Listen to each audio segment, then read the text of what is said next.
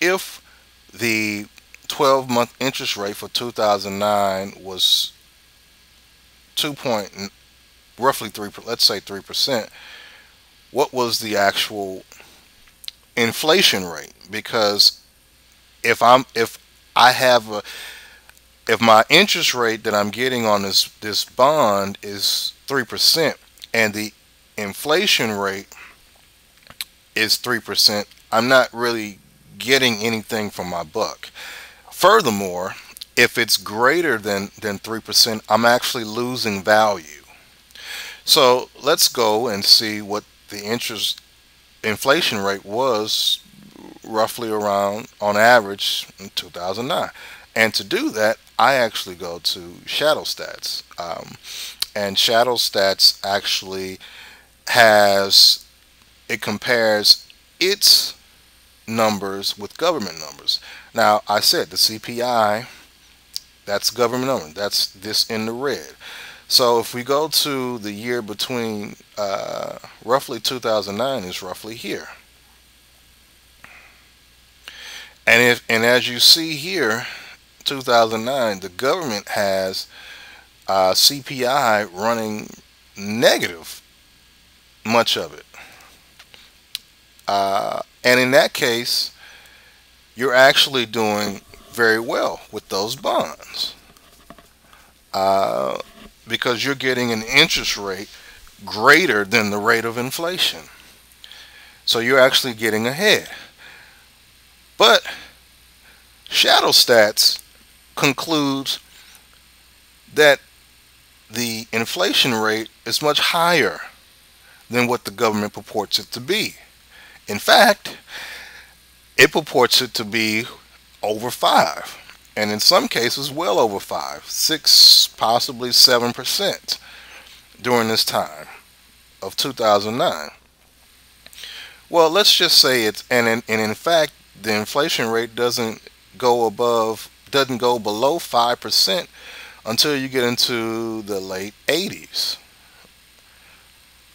So if they're paying you 5%, I'm sorry, 2%, 3%, and inflation rate, the actual inflation rate is above, let's just say it's 5%. I'll count this little point here as 5%.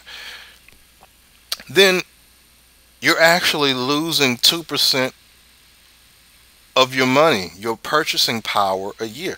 That's significant, my friends.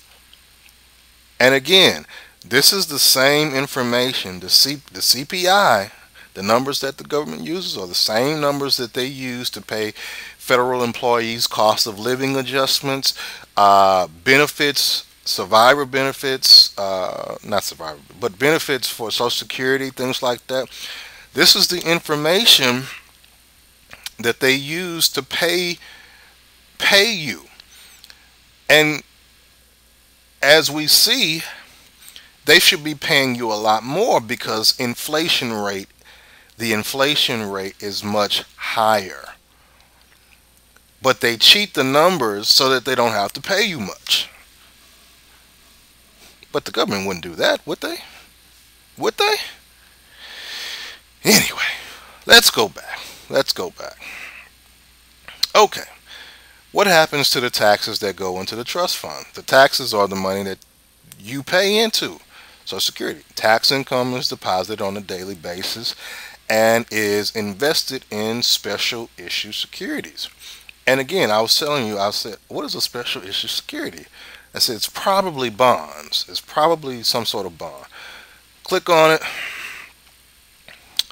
and we go. Special issue types and properties. Issue types. Bonds. But because they're special issue, they're only available to trust funds. They're not like public issues, which are marketable to the available public. And I was telling you, this becomes a problem. This is going to become a problem later because you can't sell this on these special issues. You can't sell them on an open market. It becomes an issue. Now, go back. Let's go back. Let's go back.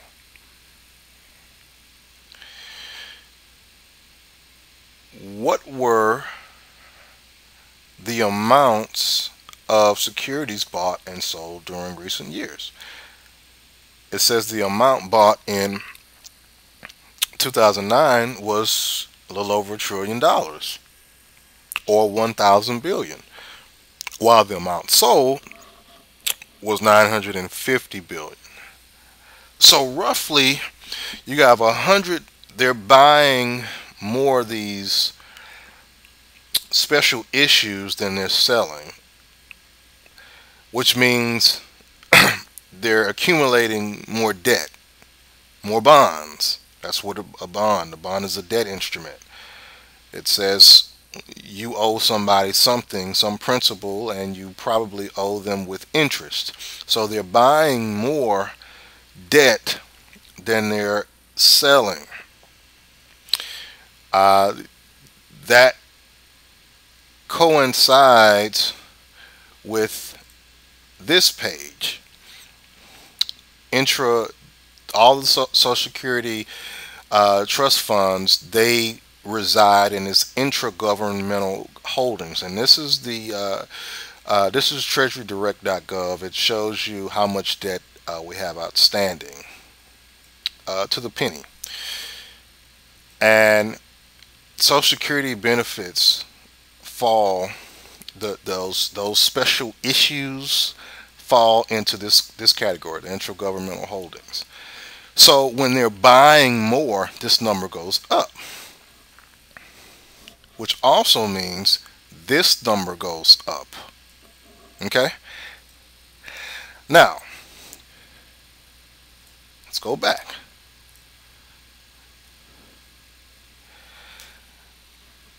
Why?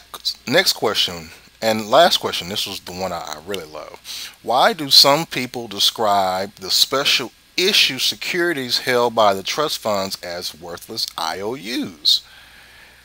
So let's say, as stated above, like this is above, money flowing into the trust fund is invested in government securities. Second sentence, because the government spends this cash. Some people see the current increase in the trust fund assets as an accumulation of securities that the government will be unable to make good on in the future. Without legislation to restore long-range solvency of the trust funds, redemption of long-term securities prior to maturity would be necessary. Now, they go on to say that they don't think that this is the case. They don't think it's worthless, blah, blah, blah, blah, blah. But it's a government website. They're not going to say that it's worthless. Okay? I want to key in on because the government spends this borrowed cash. When the government taxed the money, it went into, I forgot about this, I forgot to say this, the cash exchange for the securities goes into the general fund of the Treasury and is indistinguishable from other cash in the general fund. So essentially the money that they take out of your check to go into Social Security coffers actually winds up in the U.S. Treasury's general fund, which means that they can spend the money on whatever they want to spend it on. It doesn't have to be Social Security.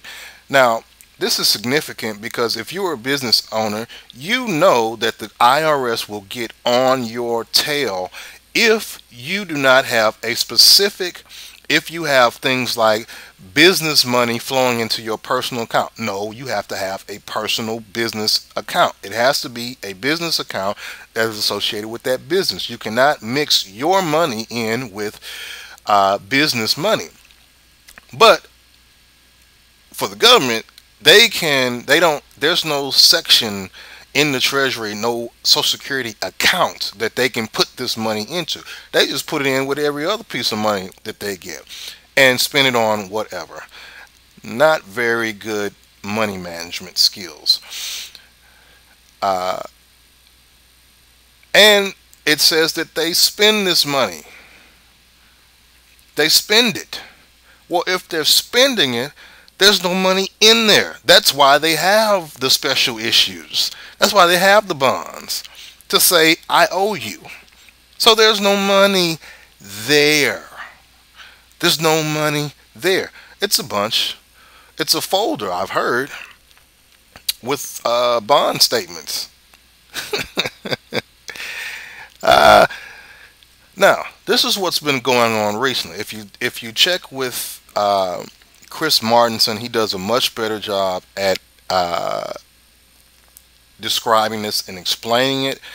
ChrisMartinson.com. I think his last name Martinson, MartinSen.com. ChrisMartinson.com. He has a better handle of how to explain this better than I do. But I get the gist, and I'm just going to try to make it as plain as possible.